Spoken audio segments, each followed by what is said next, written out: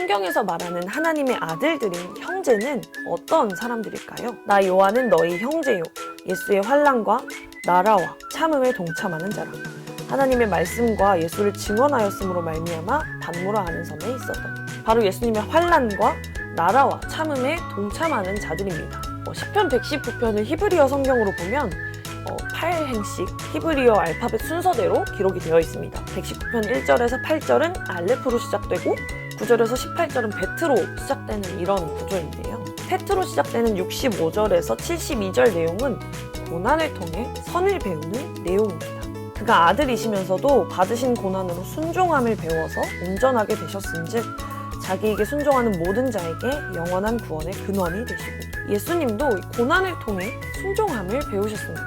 하나님의 아들이 된다는 것은 고난과 해산의 수고를 통해 하나님의 뜻을 온전히 깨닫고 순종하는 자가 되는 것을 의미합니다. 예수님은 첫째, 장자가 되셔서 우리에게 먼저 보여주신 것입니다. 자녀이면 또한 상속자, 곧 하나님의 상속자요 그리스도와 함께 한 상속자니 우리가 그와 함께 영광을 받기 위하여 고난도 함께 받아야 할 것이니라.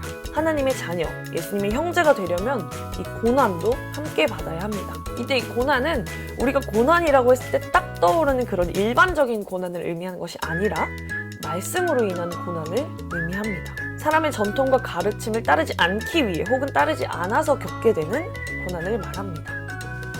처음 이야기했던 그 놋뱀 이야기 기억하시죠? 이스라엘 백성이 광야에서 이 뱀에게 물린 이유는 하나님께서 주신 만나를 하찮게 여기고 하나님을 원망했기 때문입니다. 백성이 하나님과 모세를 향하여 원망하되 어찌하여 우리를 애굽에서 인도해내어 이 광야에서 죽게 하는가? 이곳에는 먹을 것도 없고 물도 없도다. 우리 마음이 이 하찮은 음식을 싫어하노라 하매 여호와께서 불뱀들을 백성 중에 보내어 백성을 물게 하심으로 이스라엘 백성 중에 죽은 자가 많은지라.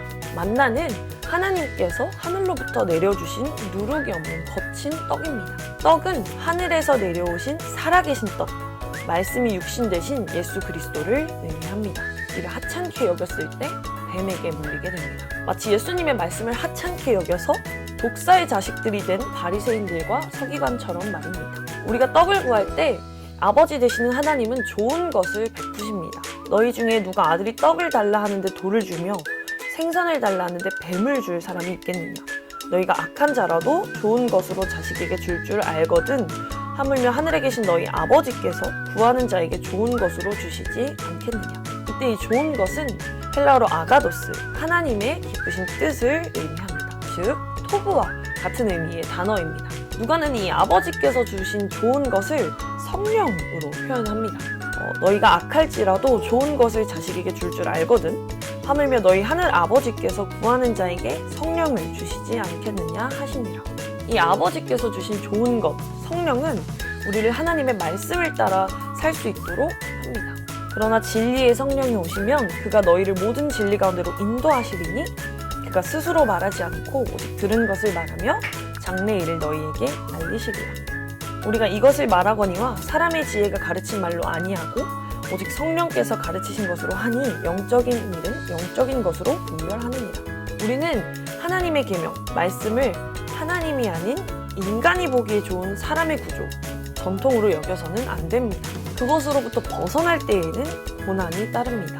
그러나 이 고난을 겪어낸 자들은 예수님의 형제, 하나님의 아들들이 됩니다. 이는 그리스도 예수 안에 있는 생명의 성령의 법이 죄와 사망의 법에서 너를 해방하였습니다. 이러한 땅, 뱀, 사람의 구조와 전통에서 벗어날 수 있는 유일한 방법은 생명의 성령의 법을 따르는 것입니다. 뱀의 구조에서 벗어나기 위해 그것을 십자가에 못 박고 놋뱀을 올려다보는 것, 그것이 뱀이라는 상형 문자를 가지고 있는 테트가 의미하는 역설적인 의미였습니다. 아재밌다 끝!